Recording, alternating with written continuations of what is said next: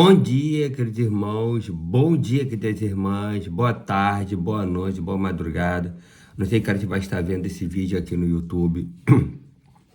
Antes de começar a gravação do livro Vida Após o Gospel, de Marco Teles, vem pedir que você se inscreva no canal, dê um like, compartilhe esse vídeo, entendeu? O like ajuda pra caraca o crescimento do canal. Se a gente atingir 1000 likes, o YouTube muda o algoritmo e recomenda esse vídeo para mais pessoas. Se esse vídeo te edificar, compartilha, se inscreva no canal e dê o like. O like é super importante, a inscrição também, tá? Vamos para a leitura do livro Vida Após o Gospel. Capítulo 5. Escolhendo o repertório. Vou botar aqui para trás. Deixa eu ver aqui. Aí. Escolhendo o repertório. Certa vez, presenciei uma discussão a respeito de um congresso que aconteceu em João Pessoa. Enquanto uma pessoa afirmava não ter federação, não havia louvor naquelas canções. A outra, com o dedo em risco e peito estufado, afirmava, convicta que foi tudo lindo. Foi louvor sim, dos mais profundos. Tinha tanta gente orando, pessoas se quebrantando. É óbvio que esta discussão não terminou com consenso algum. Antes, ruptura de relacionamento e perda do domínio próprio. Acredito que um debate é válido desde que as partes envolvidas estejam interessadas em discutir com clareza, honestidade, educação e empatia. Quando tais coisas não existem, é apenas um campo de batalha sangrento no qual se entra para impor perspectiva pessoal sem conceder chance ao diferente. Mas, acerca do tema em discussão, será que o repertório de um culto pode ser considerado bom a partir das questões subjetivas do chorar, se emocionar e se arrepiar? Eu sou uma pessoa muito emotiva. Não é difícil me ver chorando ao assistir filmes infantis com meus filhos. Costumo chorar também ouvindo as canções de Stênio Márcio. É incrível a capacidade que a letra desse tão querido amigo tem de desestruturar completamente. Também já me arrepiei diante de uma companhia de balé da Rússia apresentando o famoso quebra-nozes de Tchaikovsky. Me emocionei profundamente diante de um clipe de uma canção absolutamente feminista, recheada de valores antibíblicos e com inúmeras referências à dissolução familiar. Discordei completamente da mensagem da música, mas ela soava tão sensível, entoada por uma voz tão sincera, com arranjos envolventes e com letra tão triste que foi impossível não me emocionar. Será que devemos escolher nosso repertório para o domingo com base nestes valores subjetivos da emoção? É claro que não. Fomos criados por Deus e por Ele dotados dos mais belos e estranháveis sentimentos.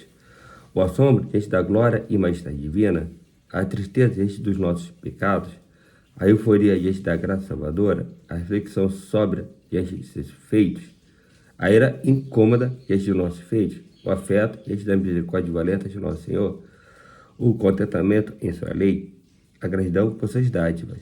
Nós fomos criados para desembocarmos nele explosivamente com os mais avultos sentimentos. Contudo, o pecado nos afastou tanto do alvo de nossos afetos que hoje canalizamos nossos sentimentos para as coisas mais banais e sem significado.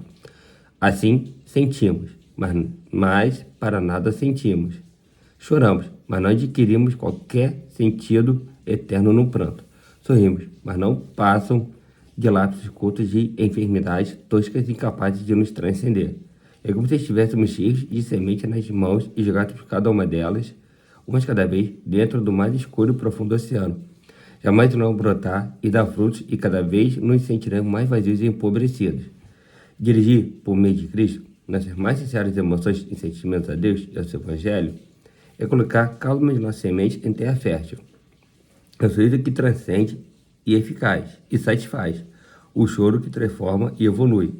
O grande pregador Jonathan Edwards relaciona nossos louvores com nossos afetos. O dever de cantar louvores a Deus parece ter sido dado inteiramente para despertar e dar vazão a nossos afetos religiosos. Não há outro motivo pelo qual devamos nos expressar a Deus em versos, em prosa e com música, exceto pelo fato de que essas coisas tendem a nos comover. Com isso, estou convencido de que os sentimentos são válidos e divinos, mas são por demais afetados pelo pecado. Não podemos confiar em seus sinais. Eles não podem ser nossa régua. Basear o repertório no critério, o que fará o povo se emocionar mais é um problema sério e que pode nos tornar escravos das inclinações fluidas do nosso ser. Imagine isso. Um dia o povo quer chorar, no outro quer rir, no outro quer se sentir motivado, no outro quer sentar e relaxar. E, para piorar, a pessoa não decide juntas qual sentimento quer sentir, mas cada uma decide o que melhor corresponde ao seu estado de espírito no dia. Corresponder às demandas dos sentimentos da igreja é uma missão impossível ao ministro de louvor. Neste capítulo, pretendo contribuir para que suas escolhas de repertório partam de valores objetivos, bíblicos, para que o mercado gospel, em sua maioria emocionalista, lhe seja cada vez menos uma opção. O que é importante? O Evangelho. Quando for escolher o repertório para sua igreja local, algo precisa estar firme em sua mente. O Evangelho é importante. Pode parecer óbvio, mas não é. Você se surpreenderia se eu lhe dissesse que boa parte do que o mercado produz de música gospel não fala sobre o Evangelho? Não é porque tem a palavra de Jesus ou porque menciona algum episódio bíblico que necessariamente fala sobre o Evangelho. O Evangelho é a mensagem sobre a qual a igreja se sustenta e se edifica. Nada mais pode suprir, fortalecer, consolar e corrigir o cristão que não o Evangelho. Nas palavras de Paulo César, o Evangelho é o que desvenda os nossos olhos e desamarra todo nó que já se fez. Porém, ninguém será liberto sem que clame arrependido aos pés de Cristo, o Rei dos Reis. Quando o apóstolo Paulo está se despedindo dos irmãos de Éfeso, diz: mas de nada faço questão, nem tenho a minha vida por preciosa, contanto que cumpra com alegria a minha carreira e ministério que recebi do Senhor Jesus, para dar testemunho do Evangelho e da graça de Deus. E agora, na verdade, tem que todos vós, por quem passei pregando a Deus, não vereis mais o meu rosto. Paulo estava consciente do que deveria fazer em seu ministério, pregar o Evangelho da graça de Deus. Não havia dúvidas quanto a isto. Ele não estava disposto a mudar a mensagem de acordo com a demanda.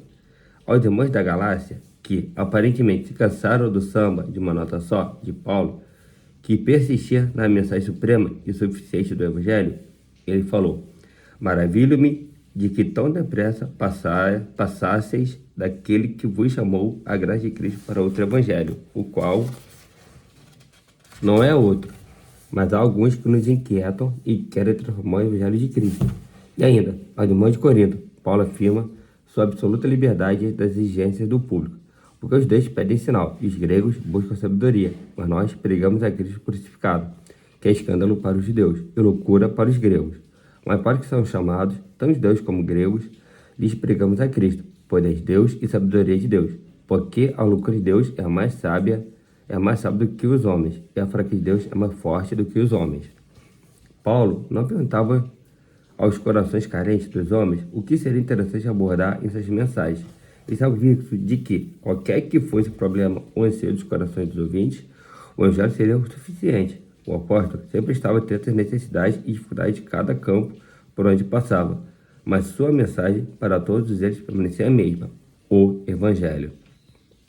Os gregos, com toda sua tendência ao academicismo e à intelectualidade, diziam de Paulo um discurso recheado de sabedoria, considerações filosóficas e argumentos elaborados com as mais impressionantes espirais.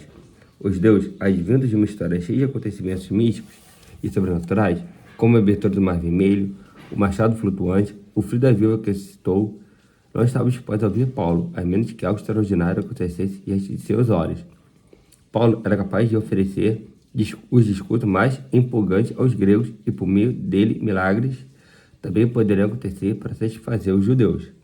Contudo, resoluto e indomável, Paulo declara estar livre das exigências e demandas do público. Prega a Cristo, poder de Deus e sabedoria de Deus. Hoje em dia, muita coisa se parece com o Evangelho, mas não o é.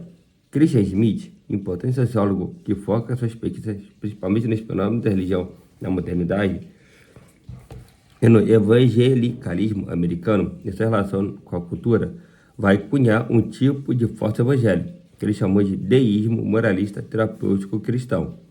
Acerca desta modalidade, temos que a ideia por trás do deísmo moralista terapêutico cristão é que somos capazes de ganhar o favor de Deus e nos justificar diante dele em virtude de nosso comportamento.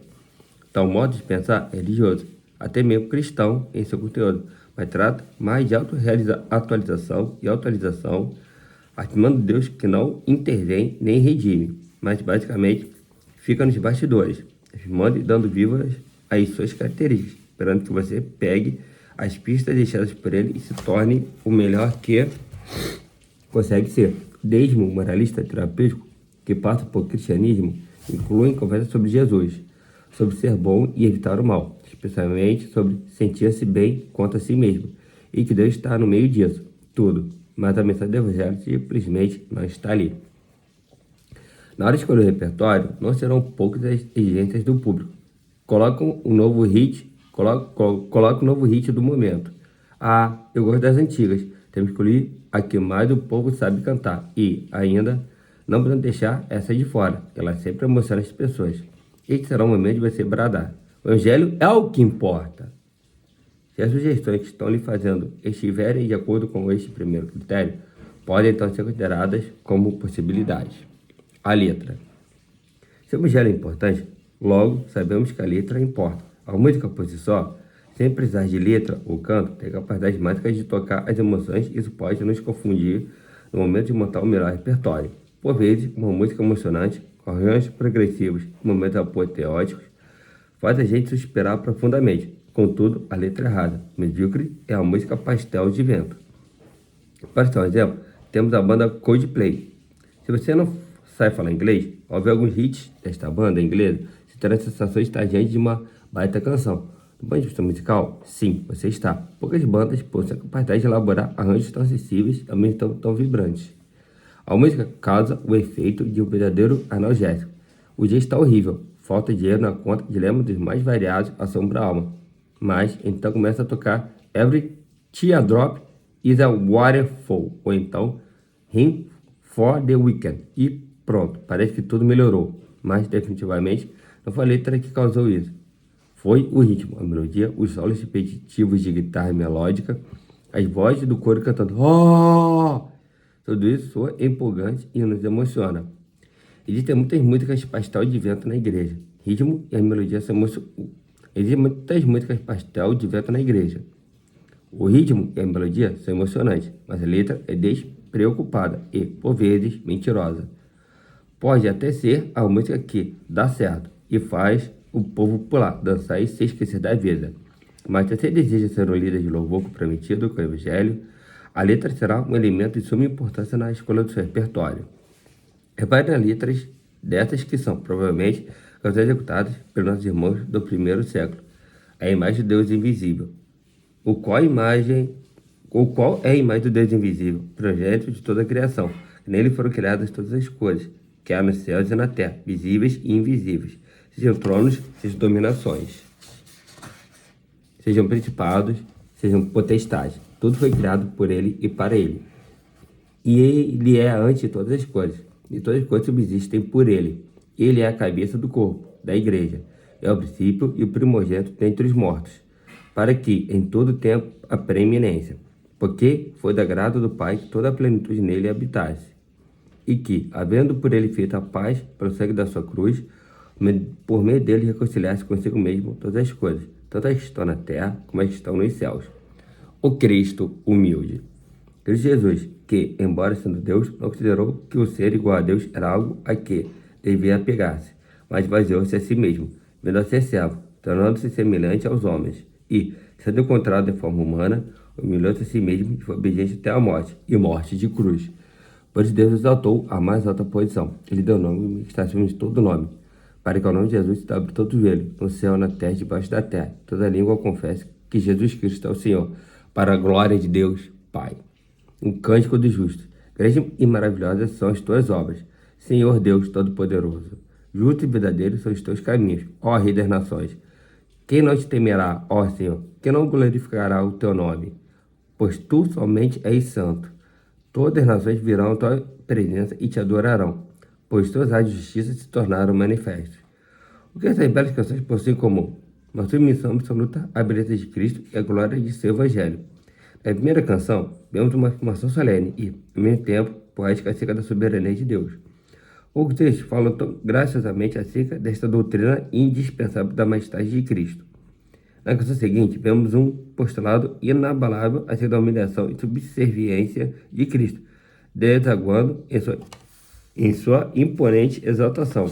Na terceira, encontramos a Igreja Celeste dando louvores ao Senhor da salvação, por suas obras com grande força, beleza e unidade.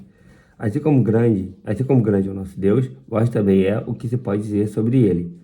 Não há necessidade de cantar sobre outra coisa no culto ao Senhor, que não seja acerca de sua majestade.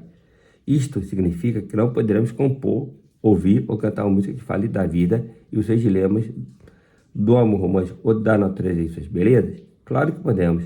A complexidade da vida provoca assuntos inesgotáveis e que sempre desembocarão no Evangelho, se cantados e refletidos por cristãos. O amor romântico é presente de Deus e a própria Escritura dedica um livro inteiro para cantar sobre ele. No contexto cristão, Cântico dos Cânticos é o único por celebrar o amor sexual. Ele dá voz para dois amantes que se elogiam e se desejam um convite para o prazer mútuo. A natureza de suas belezas são reflexos da beleza mor, da fonte de todo dom perfeito e doador de toda boa dádiva, Deus. Cantar e compor sobre tudo isto é dever do cristão, de modo a fazê-lo para a glória de Deus e a apreciação dos homens. Porém, se a pergunta for, errado cantar acerca destas temáticas durante o culto público? Neste caso, a resposta é sim, é errado. O culto que oferecemos em comunidade a Deus deve estar centrado em Deus e no seu Evangelho. O repertório deve ser escolhido de tal forma a deixar claro, evidente, completamente explícito, os atributos de Deus, o Evangelho de seu Filho e a esperança dos santos. O culto público é para que Deus seja contemplado, admirado e louvado em comunidade. Se escolhemos canções que coloquem foco em nossas necessidades, nossos próprios atributos ou letras complexas, subjetivas e de difícil compreensão, não estaremos ajudando a comunidade a louvar o nosso Cristo. Com isso, não quer dizer que qualquer canção que possua os pronomes eu, meu, minha, estão imediatamente descartadas. Os salmos estão repletos deles, mas não há dúvida de que o foco está em Deus e não no salmista. É o caso do famoso Salmo 40. Esperei com paciência no Senhor, e ele se inclinou para mim, e ouviu o meu clamor. Tirou-me de um lago horrível, de um charco de lodo, pôs meus pés sobre uma rocha, firmou os meus passos, e pôs um novo cântico na minha boca, um hino ao nosso Deus. Muitos verão, e temerão, e confiarão no Senhor. Bem-aventurado o homem que põe no Senhor sua confiança, e que não respeita os soberbos, nem os que se desviam para a mentira. Muitas são, Senhor meu Deus, as maravilhas que tens operado para conosco. Os teus pensamentos não se podem conter diante de ti. Se eu os quiser anunciar e deixe falar, são mais do que se pode contar. Sacrifício e oferta não o quiseste. Os meus avisos abriste. O local e expiação pelo pecado não reclamaste. Então disse, eis aqui venho. No rolo do livro de mim está escrito, deleito-me em fazer a tua vontade. Ó Deus meu, sim, a tua lei está dentro do meu coração. Preguei a justiça na grande congregação. Eis que não retive os meus lábios. Senhor, tu o sabes. Não escondi a tua justiça dentro do meu coração. Apregoei a tua fidelidade e a tua salvação. Não escondi da grande congregação a tua benignidade e a tua verdade. Não tires de mim, Senhor, tuas misericórdias. Guardem-me continuamente a tua benignidade e a tua verdade, porque mais sem número me tem rodeado. As minhas iniquidades me prenderam de modo que não posso olhar para cima. Sou mais numerosa do que os cabelos da minha cabeça. Assim desfalece o meu coração. Digna-te, Senhor, livrar-me. Senhor, apressa-te em meu auxílio. Sejam a uma confundidos e envergonhados os que buscam a minha vida para destruí-la. Tornem atrás e confundam-se os que me querem mal. Desolado, seja eu pago em sua afronta os que me dizem, folguem e alegrem-se em ti os que te buscam. Digam constantemente os que amam a tua salvação. Magnificado seja o Senhor, mas eu sou pobre e necessitado, contudo o Senhor cuida de mim. Tu és o meu auxílio e o meu libertador. Não te detenhas, ó meu Deus.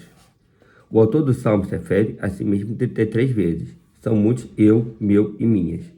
Um olhar simples diria que se trata de uma canção egocêntrica ou hedonista, mas definitivamente não é o caso.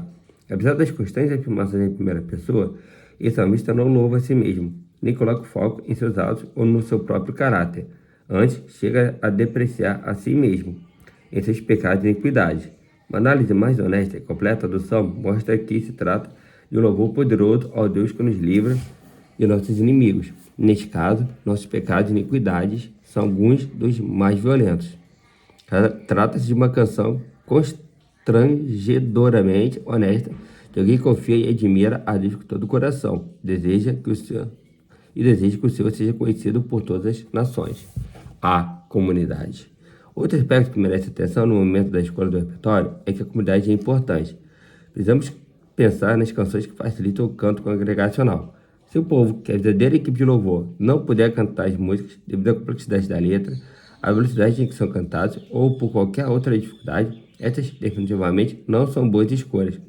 Não é raro encontrar senhoras de idade que se sentem excluídas do louvor congregacional por não conseguirem acompanhar a velocidade ou o tom das canções. A Igreja de Cristo é para todos e todos devem se sentir em casa no momento dos cânticos. Em Apocalipse, o apóstolo João diz que uma incontável multidão entoa em uníssono, com voz de muitas águas, canções ao Cordeiro de Deus. De certa forma, é isto que devemos experimentar durante nossos cultos coletivos. Há a sensação de toda a igreja ser uma única voz, homens e mulheres, jovens e velhos, contraltos, sopranos, tenores e barítonos, todos juntos soando como um único corpo. A comunidade precisa sentir que faz parte ativa deste momento único. Selecionar músicas que serão executadas com todos os instrumentos, selecionar músicas que não serão executadas com todos os instrumentos, apenas com piano ou violão, ou um pad simples de fundo, ideal para proporcionar essa experiência comunitária. Então ouvi algo semelhante ao som de uma grande multidão, com estrondo de muitas águas e fortes trovões, que bradava: Aleluia! Pois ele é no Senhor, nosso Deus, o Todo-Poderoso. Regozijemo-nos, vamos nos alegrar e dar-lhe glória. O que é secundário? Ritmo. Embora exista uma discussão para definir qual é o melhor estilo musical para o culto, acredito que isto não seja algo essencial na escolha do repertório. Os mais puritanos, que militam pela salmodia exclusiva, tendem a enfatizar o estilo europeu dos séculos passados como mais adequado ao culto. Neste caso, um órgão ou um piano solo, sem muito arranjo ou complexidade, serviriam para todo o período de louvor.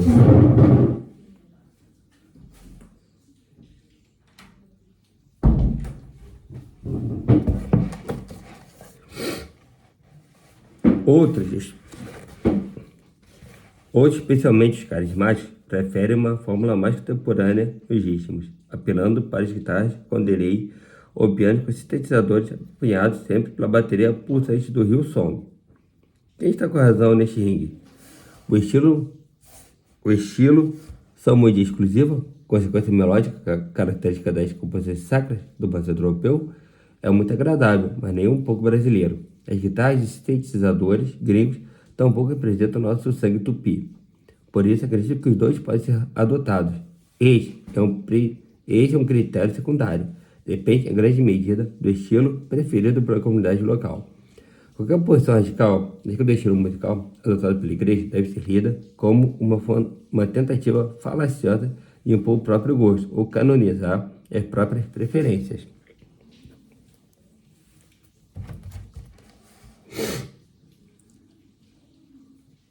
Uma postura mais madura coaduna com o que Timothy Keller nos diz. A Bíblia simplesmente não nos apresenta detalhes suficientes para mudar o culto completo quando nos reunimos para adoração. Quando a Bíblia nos convida a cantar louvores a Deus, ela não nos dá as melodias nem o ritmo, mas não nos diz quão repetitivas as letras devem ser ou quão emocionalmente extensiva deve ser nossa forma de cantar. Quando nos ordena a fazer orações coletivas, não nos diz se essas orações devem ser escritas, devem ser em forma de orações em uníssono ou espontânea. Portanto, para estabelecer qualquer forma concreta para a nossa adoração coletiva, devemos preencher os espaços em branco que a Bíblia deixa em aberto. Quando fizermos, teremos de recolher a tradição, as necessidades, capacidades e sensibilidades culturais do nosso povo e as nossas próprias preferências pessoais. Embora não possamos evitar o uso do nosso gosto pessoal, essa nunca deve ser a fonte principal.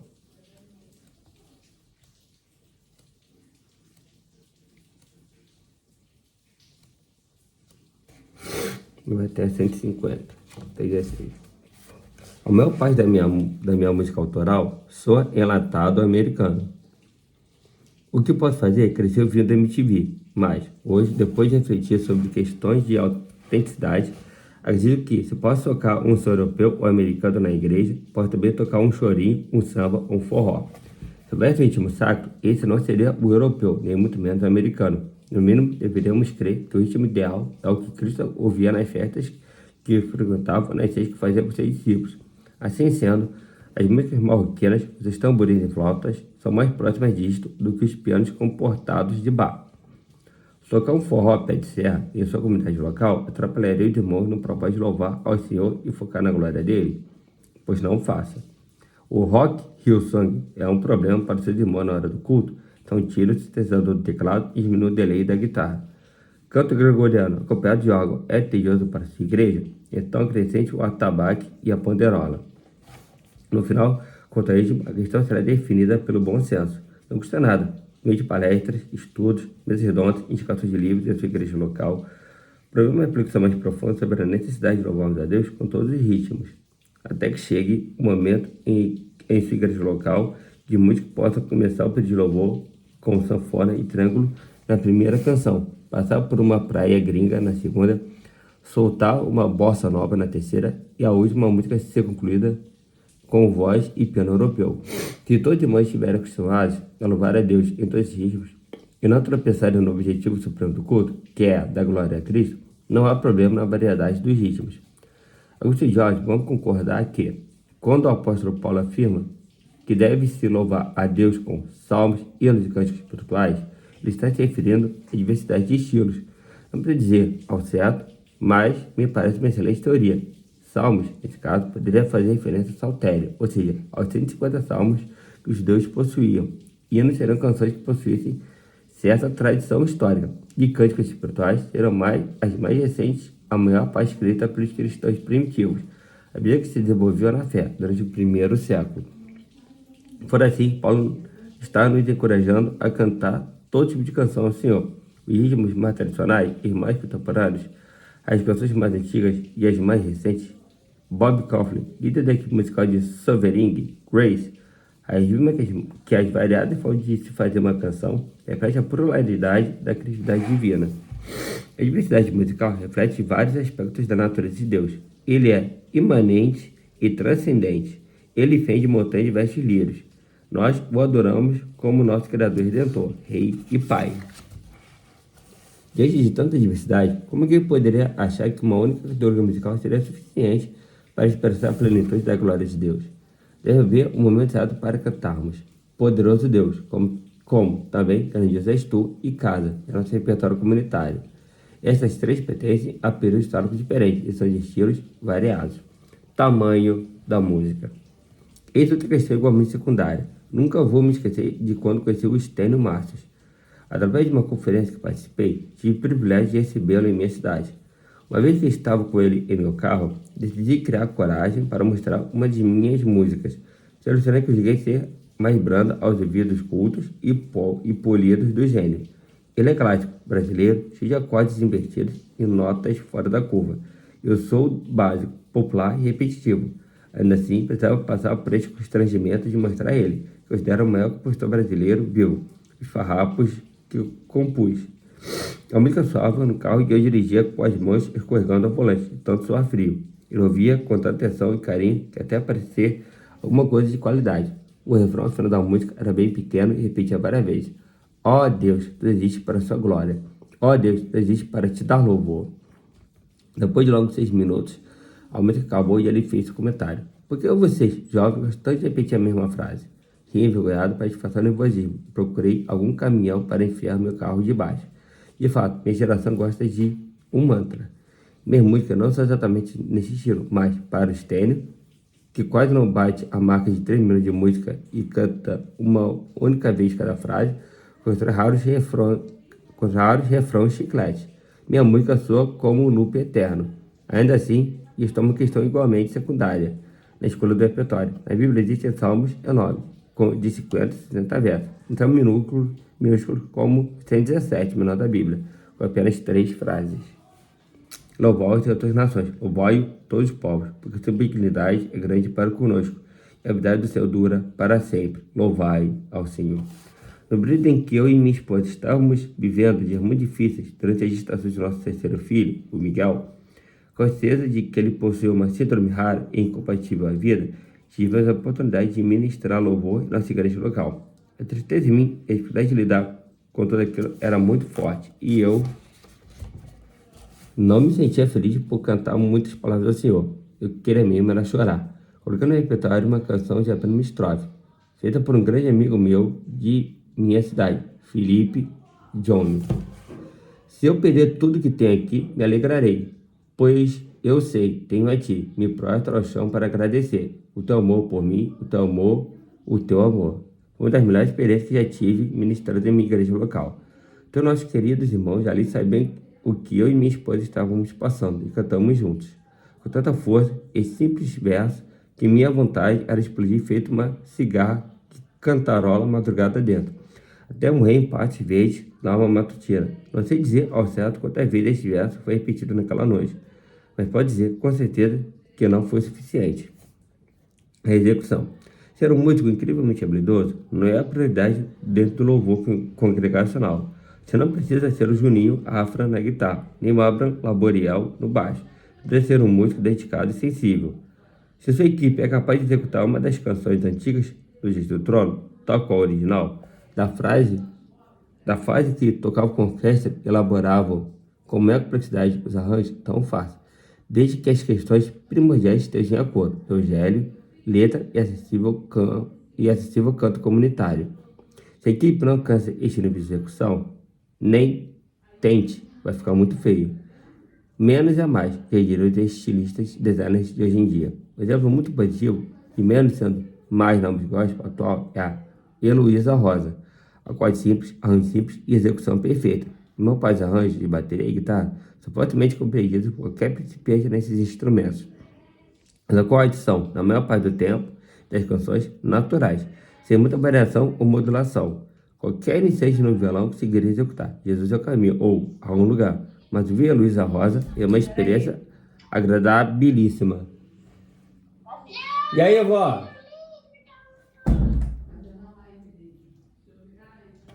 O que sua equipe consegue fazer sem soar insuficiente? Voz, violão e carrom? Então faça isso. Escolha canções para o repertório que são simples e que possam ser executadas sem causar qualquer estranhamento aos ouvidos da congregação.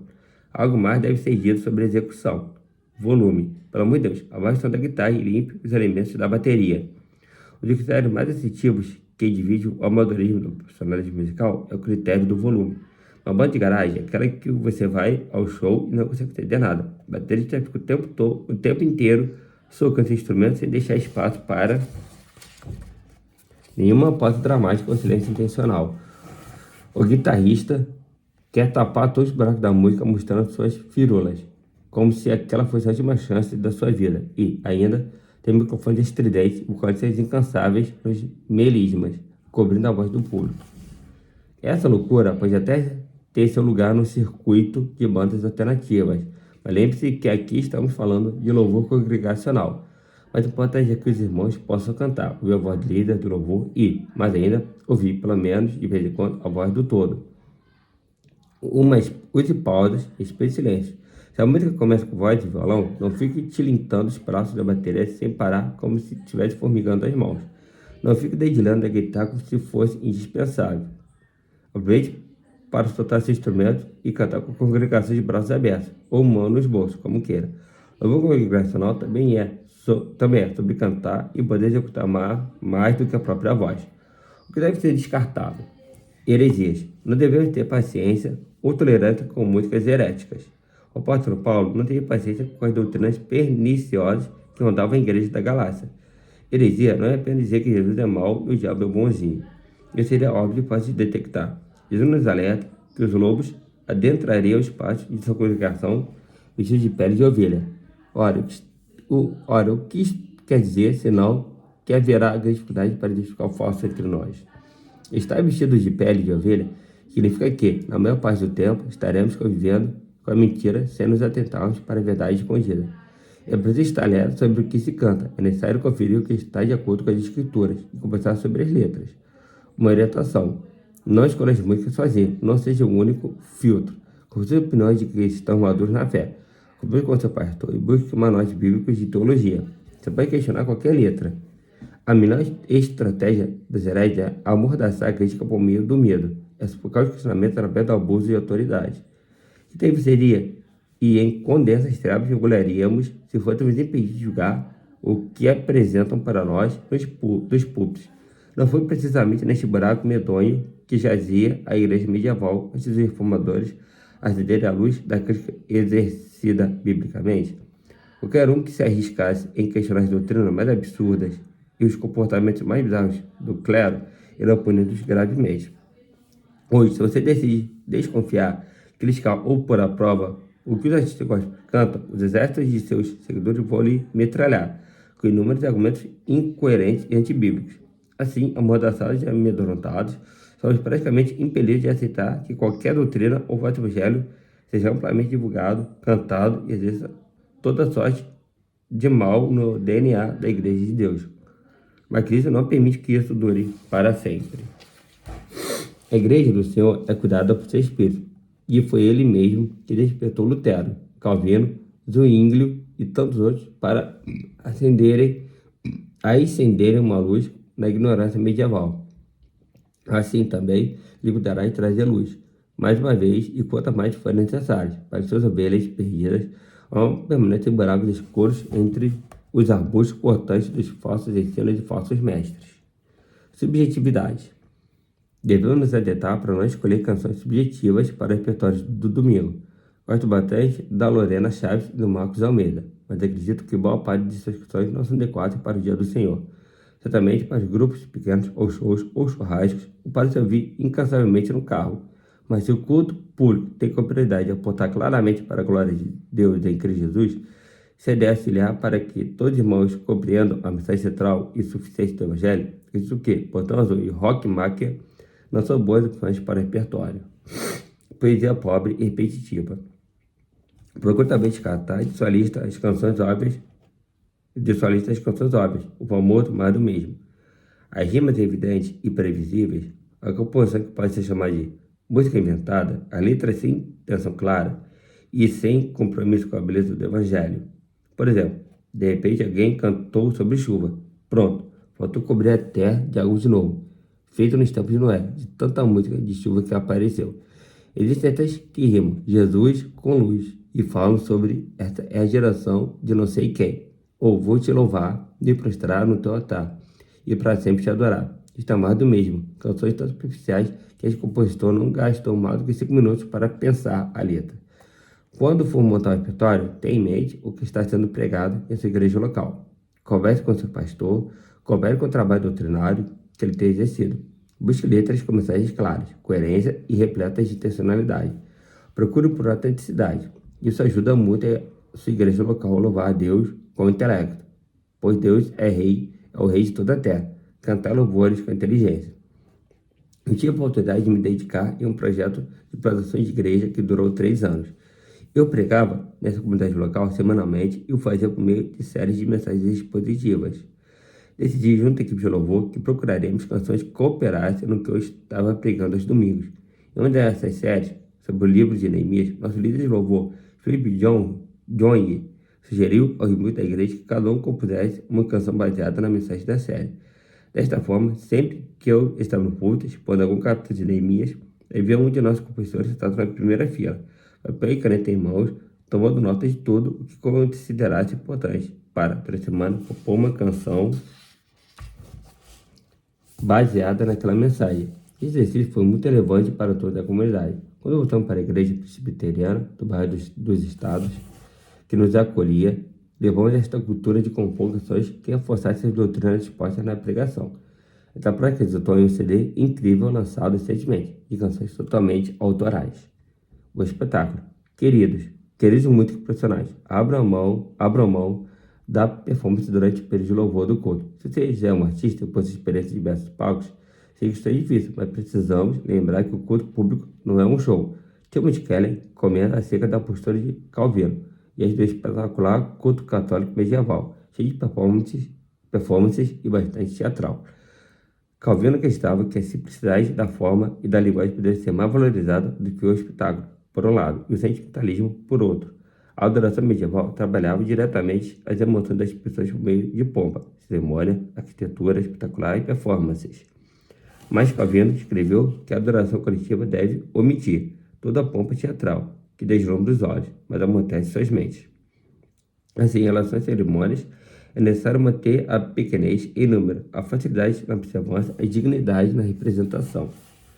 Calvino compreendeu que toda a pompa católica roubava a capacidade de contemplação da glória e majestade de Cristo. Hoje, sofremos forte influência desse tipo de culto show.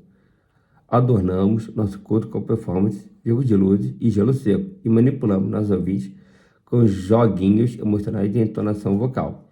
E como ouvimos as pessoas falarem que foram para algum show gospel e presenciaram o cantor gritando no microfone: "Isso aqui não é um show, é um culto!" Sinto informar que isto é equívoco. Não podemos misturar o que é um culto com qualquer outra coisa. Culto é o que Deus chama de culto. Se você é um artista cristão, nada te impede de exercer a sua profissão, seja cantando e tocando com sua banda gospel cristã confessional. Gospel cristã confessional, o termo que preferir. Seja como uma banda secular, tocando em restaurantes e orquestras. Mas na hora do culto público, em seu igreja local, mantenha o foco de quem deve ser visto, admirado e percebido: Cristo. Tudo que se canta ou toca ou fala deve ser para torná-lo ainda mais claro diante da igreja. Simplicidade é a palavra de ordem. Como saio com frequência com a minha banda cristã e fazer o nosso show de ministrações em escolas, eventos provistos por igreja e até praticamente eventos de prefeituras, não é raro alguém visitar a minha igreja local e ao tempo do culto vir me dizer que eu viria as canções do seu CD ou que veria a trilha Marco Teles. Eu respondo o mesmo sempre: meu irmão, aqui prefiro cantar músicas que apontem menos para mim como artista, mas para a comunidade inteira. Tenha cuidado, não precisa ser uma estátua ornamentando o cenário da igreja, mas também não precisa ser tão performático. As opções mais viáveis. Para iniciar esse capítulo, indico os 3 melhores textos dos quais vamos retirar as músicas para a construção do repertório para o culto público. Boas músicas antigas. Use fabricantes de canções antigas. Aproveite para ser criativo na maneira como constrói os arranjos. Você pode reciclar e se sair muito bem fazendo isso. Fazer releituras de músicas tradicionais dos nossos inários é vantajoso para a igreja, oferece senso de historicidade. Muitas vezes, pensamos que a música começou a acontecer agora, dentro da igreja, quando Deus já usou inúmeros outros homens e mulheres para servir ao corpo de Cristo através de belíssimas canções. Quando temos a oportunidade de acessar a história por trás desses hinos centenários, podemos ser encorajados em nossa própria caminhada de fé. Assim como Deus foi fiel e bondoso com nossos irmãos do passado, Ele também será conosco. Outra vantagem ainda é a seguridade teológica. A alcance de delírio teológico é significativamente menor do que no cancioneiro popular de hoje. Músicas fora do circuito midiático. É possível encontrar boas músicas dentro do mercado gospel? Com certeza, já citei algumas ao longo dessas páginas. Mas ainda assim prefiro evitar as músicas mais populares de artistas de renome. Elas tendem a ter problemas teológicos e, quando não, por mais coerentes da Bíblia que possam ser, fazem pares com muitas outras que têm problemas teológicos. Por exemplo, eu posso cantar uma boa música de Thales Roberto. Provavelmente isto motivará meus jovens a escutarem todo o repertório dele e seguirem seus perfis sociais. Isto eu prefiro evitar. Existem muitas músicas que estão fora do circuito midiático e que serviriam aos nossos cultos. Artistas de hinos de louvor desconhecidos por nunca terem viralizado na internet, mas que possuem trabalhos incríveis. No final do livro, deixei uma lista de sugestões de canções que soam como vida pós-gospel. Autorais. Compõe suas próprias canções. Submeta-se a maravilhosa experiência de envolver toda a equipe de louvor no desafio de cantar sobre as mensagens que vocês estão ouvindo semanalmente seus pastores. Por melhores que sejam canções dos seus artistas favoritos, ninguém poderia cantar com mais precisão e sensibilidade sobre o que sua comunidade está vivendo hoje do que você. Aproveite uma pregação que tenha sido marcante em sua igreja local. Junte a equipe de louvor e, através de uma bela canção, faça esta mensagem se tornar memorável. Antes que ela possa aparecer, será de você e de todos os irmãos, Experimente ver a igreja cantando com profundo envolvimento, apresentando a música como se fosse um pedaço de cada um ali presente. Qual doutrina necessita ser mais enfatizada hoje em sua igreja local? Que tal estudar o assunto com professores e pastores locais e suar a camisa para auxiliar o trabalho pastoral ao compor sobre isto? Um ano depois de gravar um CD de canções extraídas do livro de Gálatas, um irmão da igreja perdeu a memória numa batida. O dele me enviou um e-mail dizendo que, embora ele não conseguisse se recordar das séries de sermões, ele conseguia se lembrar de toda a música do CD. Vitória Silva é um breve testemunho de uma igreja dos Estados Unidos que trabalha com o método que utilizamos em igreja local. A composição de músicas para séries de mensagens do pastor. Ensinar músicas novas não é uma tarefa fácil. A maior parte dos líderes de louvor prefere rechear o repertório com canções que darão certo na hora da administração. Aquelas que, ao cantar a primeira frase, toda a igreja começa a copiar essa dificuldade, porque estão no rádio, YouTube, Facebook, nos áudios de WhatsApp e por aí vai. Espero que estes parágrafos possam servir de incentivo a você. Esse desafio de levar canções mais profundas e menos populares da sua igreja local. Esse desafio de compor, ser com mais excelência o povo no qual Deus lhe colocou. Tenho certeza de que você experimentará uma vida após o gospel muito melhor, aquela realidade mesquinha das músicas de plástico que o povo adora gritar junto. Que tal ser um cântico novo, porque ele tem feito maravilhas. A sua destra e seu braço santo lhe alcançaram a vitória. O Senhor fez notória essa salvação, manifestou sua justiça perante os olhos das nações. Lembrou-se da sua misericórdia e da sua fidelidade para com a casa de Israel. Suas extremidades da terra viram a salvação de nosso Deus. Celebrai com júbilo ao Senhor. Todos os habitantes da terra, dai braços de alegria, os jaibes e cantai louvores. Louvai o Senhor com a harpa e a voz de canto, com as trombetas e ao som de buzinas. Exaltai diante do rei, o Senhor. Brame o mar e a sua plenitude, o mundo e os que nele habitam. Batam palmas os rios. A uma regozijem-se os montes diante do Senhor, porque vem julgar a terra. Com justiça julgará o mundo e os povos com equidade. Bom, acabou aqui a leitura do capítulo 5 do livro Vida Após o Gospel, de Marco Teles. Valeu, gente. Até a próxima. Não esquece de se inscrever no canal, compartilhar o vídeo, dar um like. O like é muito importante, a inscrição também é muito importante. Esses 3 passos aí vão me ajudar a crescer aqui no YouTube. Valeu, gente. Até a próxima.